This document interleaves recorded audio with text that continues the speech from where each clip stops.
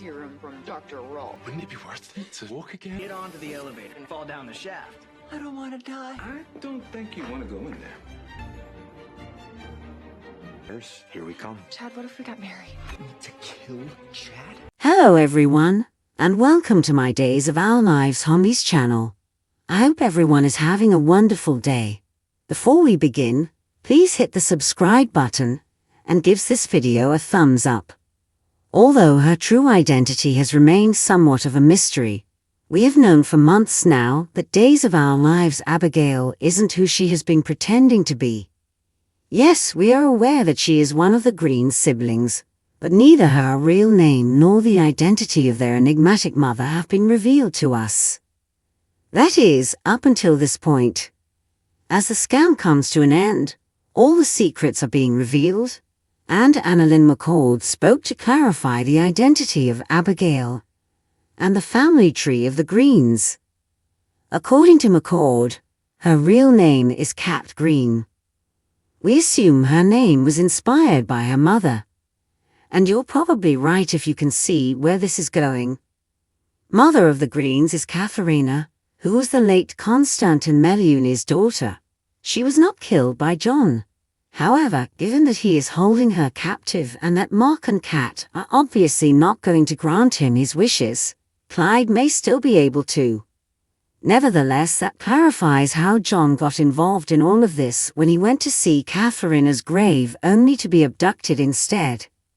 Unfortunately, because Drake Hodgeston passed away, and John's most recent episode aired in September, we won't get to witness this portion of the narrative unfold on TV. She remarked, "I got to create Kat out of my own feelings and experience." Once we established her identity and the direction we wanted to take the story, that gave me a lot more creative license. You truly get to experience Kat and her relationship with her family, as well as the significance of her siblings to her, until that major announcement takes place and the facts begin to unfold. And anticipate that she will remain local and, perhaps, avoid going to jail. Ultimately, she wasn't trying to kill anyone and was coerced into the scam by tremendous pressure. McCord hinted to TV Insider that she has even more of a twist to her background and her story in the months to come. Finding out who the Green family really is and meeting the genuine woman behind the pretense are just the beginning. She won't disclose what that is. Fingers crossed it's not a Constantin rebirth. McCord did reveal that Kat will look different from the Abigail she has been portraying once the weight of everything is lifted. McCord said, "I felt like everything was really serious, and maybe this character can bring a little lightness and joy. It's been enjoyable adding humor to the plot since she gets to use humor as her outlet, and her mother has been through an internet piece concerning Brady and Fiona." Sophia arrives at the bistro. Ava tells the adolescent bluntly that she's running late for her shift without even glancing up. Just by 3 minutes, as Sophia notes. But it's still late. Ava snaps back. She'll overlook it this time though. They talk about Brady's vindication, which Sophia admits she was aware of because of Tate's tight relationship with her. She also talks about how pleasant Fiona seemed to be when she waited on her. She regrets confiding in her because she knows she is such a horrible person. She's back to talking to no one now. Upon hearing about Brady, Aaron cheerfully approaches Tate at the school. What does that entail for him and Holly, he wonders. Tate tells him that the reason they split up was because Holly slapped Sophia after looking for proof against Brady. Aaron questions whether this means he can now spend time with Sophia. Aaron asks Tate if he thinks he'll get back with Holly after his hedging. JJ toasts the newlyweds in the Paris apartment, apologizing for not getting in touch with Abigail sooner. Holly believed that their conversation from last night was over the phone. JJ claims they weren't. Chad is curious as to what Holly meant as Abigail frantically tries to steer the toast back on course. Abigail informed Holly last night that she was speaking with her brother. According to Holly, she says, "Abigail, I think you must have misunderstood." Narrowing her gaze, Abigail concurs. Holly rushes out so they may enjoy the holiday together as a family. Chad presses Abigail to give an explanation of who she spoke with and why she is lying. JJ walks off and talks to himself about it.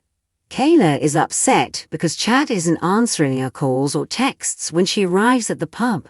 She reveals to a startled Roman that she is not Abigail. She clarifies that the test findings were altered by one of her staff doctors. She called Jada even though she can't believe how mistaken she was about him. Before he harms anyone else, Roman hopes to be discovered. While Roman is concerned about Jack's reaction, Kayla observes that Jennifer was correct all along. And poor Chad. Mark confides in Clyde over the phone about killing Chad when they are in the Paris cafe.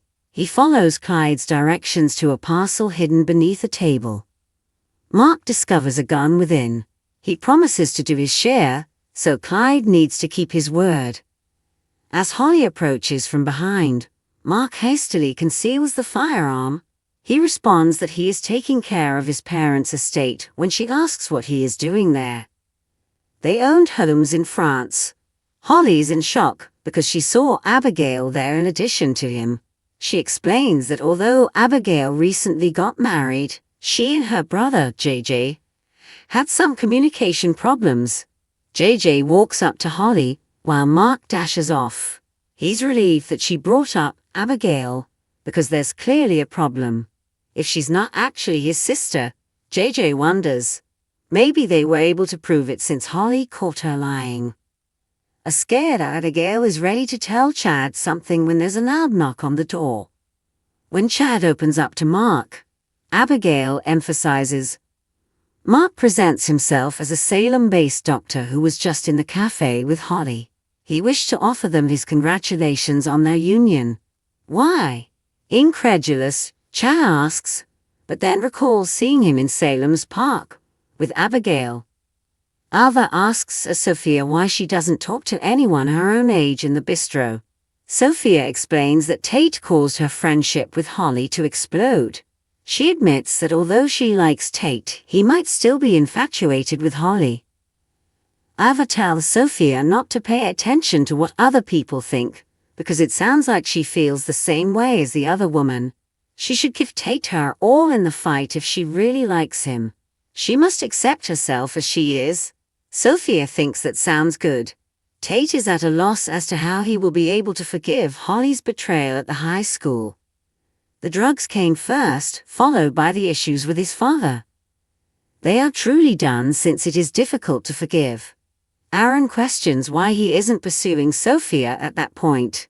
Tate inquires as to whether he would object to their dating. Aaron accepts it because he was friend-zoned. Tate stops by the bistro to see if Sophia wants to stay together after work. They arrange for him to pick her up later while grinning flirtatiously. Ava smiles, watching from the bar. Thanks for watching.